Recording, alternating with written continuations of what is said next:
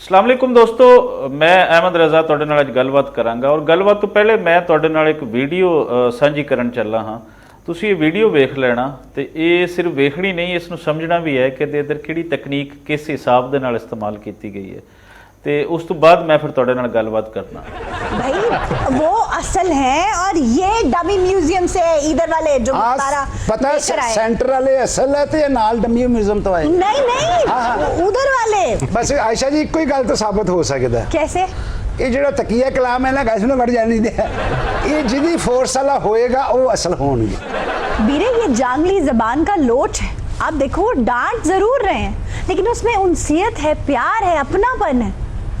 अच्छा वैसे जांगली जबान में इस खूबसूरती से और इस महारत से आपने डांटा है, मोहब्बत का इजहार कैसा होगा? वो तो फिल्म बदी थी ना। अब शायद मैं उस तरह आप कहेंगे तो मैं ना बोल सकूं लेकिन हम जब आपस में बोलते हैं फिल्म बदी को बोलते हैं तो वो तो फिर बिल्कुल आपकी ठेठ पंजाबी में बोलते हैं। लेकिन जब आप किसी से मोहब्बत का इजहार करते होंगे तो वो कितना मीठा होता होगा। नसीहत करते हैं ना किसी के साथ, कि आप फिर डांटते भी हैं, नसीहत भी करते हैं, फिर उसको अल्टीमेट रिजल्ट भी दिखाते हैं कि आप ये थ्रेट भी देते हैं, सारी चीज़ें उसमें शामिल हो जाती हैं। लोग इस बात का इजहार भी करते हैं और सवाल भी करते हैं कि चंद साहब ने जांगली ज़बान में उसे डांटा इतनी मोहब्बत से है, तो जब किसी से मोहब्बत का इजहार किया होगा तो कैसे किया होगा? उस ज़बान से मोहब्बत का इजहार हो नहीं सकता पुराने ज़माने में हो सकता है और तो नहीं हो सकता। अच्छा। लेकिन मुझे नहीं पता था कि हमारी ज़बान लोगों ने इतनी पसंद की है। चंद साहब, जांगली ज़बान की इम्पोर्टेंस का एहसास आपको अभी हुआ है। हम लोग तो और हमारे जैसे जितने भी प्रोग्राम्स हैं उन सब में जांगली ज़बान के बगैर ऐसे लगता है जैसे सब फीका फीका है।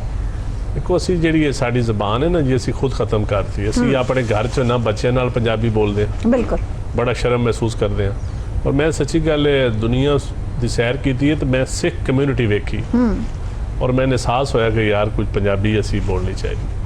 लेकिन शुक्र अलहमदा चलो असी हुण आपस में पंजाबी बोल रहे हैं। तो हुण तो मीडिया ते भी टैलीविजन ते भी किसी ने गप करनी होवे, किसी ने ताना देना होवे, जुगत मारनी होवे तो पंजाबी तो बगैर हो नहीं सकती। लेकिन जी साड़ी पंजाबी अगर सही वो दूजा बंदा भी वो ही बोलने वाला होवे ना तो फिर पता लगता है बस खड़ाक की होया।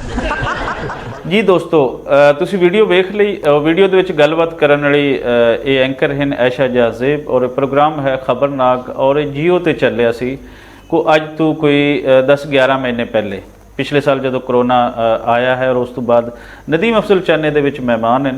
ये बार बार तुसी नोट किया होना है कि लफज जांगली जबान 3 वारी वरत्या गया है। ये तो मैं कहना हाँ कि तुहाडे सामने नदीम अफजल चंद साहब बैठे हैं, उन्होंने इस चीज़ की असासीयत का उन्होंने बहुत अच्छी तरीके नाल पता है कि जबान की होंदी, जबान के लहजे की होंदे। अगर इस एंकर ते छड़ दी जाती तो एक नवी जबान इत्थे बना के बैठी है, जांगली जबान। 2 चीज़ां हैं इहदे विच। एक तो जिहड़ा है यह लफज जांगली, इस दे नाल जिहड़ा तज़ीक अमेज़ रवैया पाकिस्तान बनदियां नाल ही माझे लहजे वालियां ने शुरू किया सी, ये बड़ा निंदणयोग है। वेखो इत्थे फिल्म बन रही है हीर रांझा। हीर रांझा के जिहड़े डायलॉग हैं वो माझे जिहड़ा माझी लहजा है उस दे विच लिखे जा रहे हैं। हीर रांझा है जटके लहजे दी, जिसनूं पूरा पंजाब पूरी दुनिया जटके लहजे के नाम दे नाल जानदी है। क्या जटके लहजे दे विच ये डायलॉग नहीं बोले जा सकते सी? फिर उस तो अगे असीं आ जाने हुण इहदे विच जिहड़ी माझे दी डोमीनेशन बनाउण वास्ते पंजाबी लैंगुएज का जिहड़ा लक तोड़ दिता गया। ये जिसम दे विच एक नवी जबान जिहड़ी क्रिएट हुई है।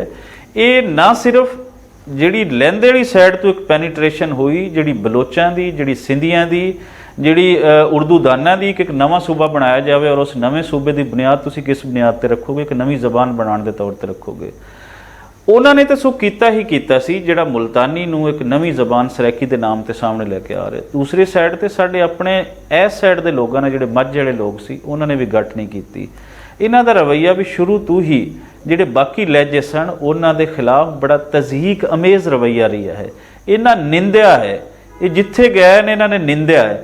मिसाल के तौर पर रहीम यार खां दे विच कोई गया है, कोई अमृतसरी, कोई हुशियारपुरिया, कोई इस इलाके का कोई जलंधर वाला, तो उन्होंने अपने आप नूं एक पढ़ा लिखा साफ सुथरा बंदा साबित करने लई उस लहजे नूं जिहड़ा लहजा 500 किलोमीटर जाके ला मुहल्ला थोड़ा बहुत बदलना सी, उस बदलाव नूं उत्थे जाके तस्लीम नहीं किया, बल्कि अपने आप नूं कहा कि असीं ते पंजाबी स्पीकिंग ते तुसीं इत्थों दे रियासती ते तुसीं फलाणे ਸੋ ਇਹ ਜਿਹੜੀ ਇੱਕ ਨਵੀਂ ਜ਼ਬਾਨ ਬਣੀ ਸੀ ਉਹਦੇ ਪਿੱਛੇ ਦੋਨੋਂ ਐਂਡ ਤੋਂ ਇਹ ਇੱਕ ਸਾਈਡ ਤੋਂ ਨਹੀਂ ਸੀ, ਇਹ ਦੋਨੋਂ ਐਂਡ ਤੋਂ ਨਫ਼ਰਤ ਪੈਦਾ ਕੀਤੀ ਗਈ ਸੀ।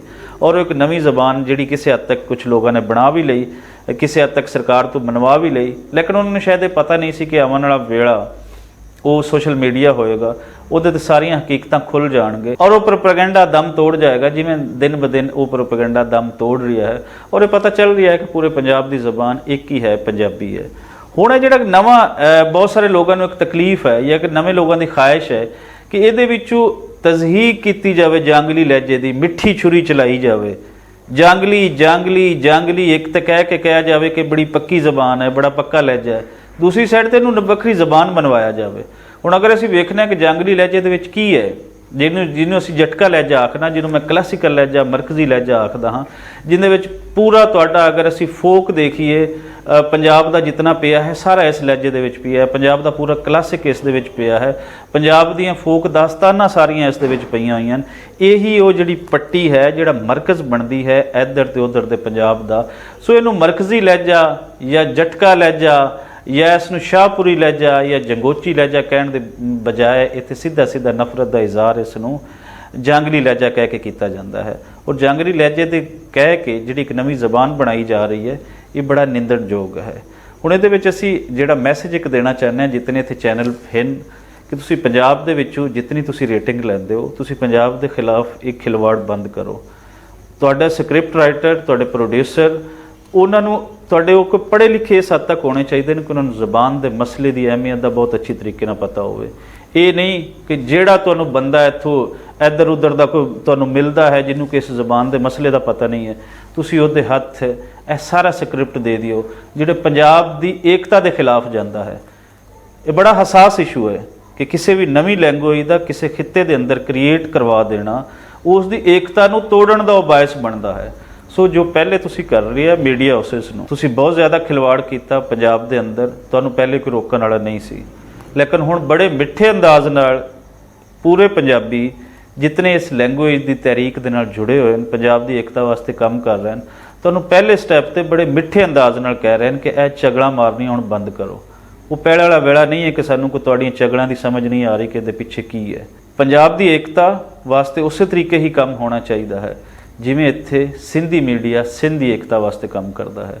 ਔਰ ਇੱਥੇ ਜੋ ਕੋਈ ਚੈਨਲ ਇਸ ਤਰੀਕੇ ਦਾ ਕਰੇਗਾ ਉਸ ਨੂੰ ਮੈਂ ਸਾਰੇ ਪੰਜਾਬੀਆਂ ਅੱਗੇ ਮੇਰੀ ਬੇਨਤੀ ਹੈ, ਮੇਰੀ ਗੁਜ਼ਾਰਿਸ਼ ਹੈ, ਮੈਂ ਹੱਥ ਜੋੜਨਾ ਹਾਂ ਕਿ ਤੁਸੀਂ ਉਸ ਨੂੰ ਨਿੰਦੋ, ਰੱਜ ਕੇ ਨਿੰਦੋ, ਗਾਲਾਂ ਗੂਲਾਂ ਨਾ ਕੱਢੋ, ਸਿੱਧਾ ਆਪਣਾ ਤੁਸੀਂ ਉਹਦੇ ਤੇ ਆਪਣਾ ਇੱਕ ਰਿਐਕਸ਼ਨ ਜਿਹੜਾ ਹੈ ਉਹ ਤੁਸੀਂ ਆਪਣਾ ਦਿਓ ਕਿ ਇਹ ਚੀਜ਼ ਗਲਤ ਹੈ। ਔਰ ਪੂਰੇ ਪੰਜਾਬੀ ਉਸ ਦੇ ਨਾਲ ਜੁੜਤ ਬਣਾਉਣ, ਔਰ ਜੁੜਤ ਬਣਾਉਣ ਤੋਂ ਬਾਅਦ ਅਗਰ ਉਹਨਾਂ ਨੂੰ ਇਸ ਮਸਲੇ ਦੀ ਸਮਝ ਨਹੀਂ ਆਉਂਦੀ ਤੇ ਫਿਰ ਜਿਹੜਾ ਮੀਡੀਆ ਹਾਊਸ ਹੈ ਉਹਨਾਂ ਦੇ ਦਰਵਾਜ਼ੇ ਦੇ ਅੱਗੇ ਖੜੇ ਹੋ ਕੇ ਉਹਨਾਂ ਨੂੰ ਇਹ ਦੱਸਿਆ ਜਾਵੇ ਕਿ ਪੰਜਾਬ ਦੇ ਅੰਦਰ ਖਿਲਵਾੜ ਹੁਣ ਪੰਜਾਬੀ ਇਹ ਕਦੀ ਨਹੀਂ ਹੋਣ ਦੇਣਗੇ। ਉਹ ਜ਼ਬਾਨ ਦਾ ਮਸਲਾ ਹੋਵੇ, ਉਹ ਕਲਚਰ ਦਾ ਮਸਲਾ ਹੋਵੇ, ਉਹ ਪੰਜਾਬ ਦੀ ਏਕਤਾ ਦਾ ਮਸਲਾ ਹੋਵੇ, ਹੁਣ ਪੰਜਾਬੀ ਕਦੀ ਪਿੱਛੇ ਨਹੀਂ ਹਟਣਗੇ। ਅਸੀਂ ਸਭ ਕੁਝ ਦੇਖ ਰਹੇ ਹਾਂ ਔਰ ਮਜ਼ੀਦ ਅੱਗੇ ਜਿਹੜੀਆਂ ਪਹਿਲੇ ਬੰਦ ਅੱਖਾਂ ਸਨ ਸਾਡੇ ਵੱਡਿਆਂ ਦੀਆਂ ਹੁਣ ਉਹ ਖੁੱਲ੍ਹ ਚੁੱਕੀਆਂ ਹਨ, ਕਿਉਂਕਿ ਤੁਸੀਂ ਸਾਡੇ ਕੋਲ ਛੱਡਿਆ ਕੱਖ ਨਹੀਂ।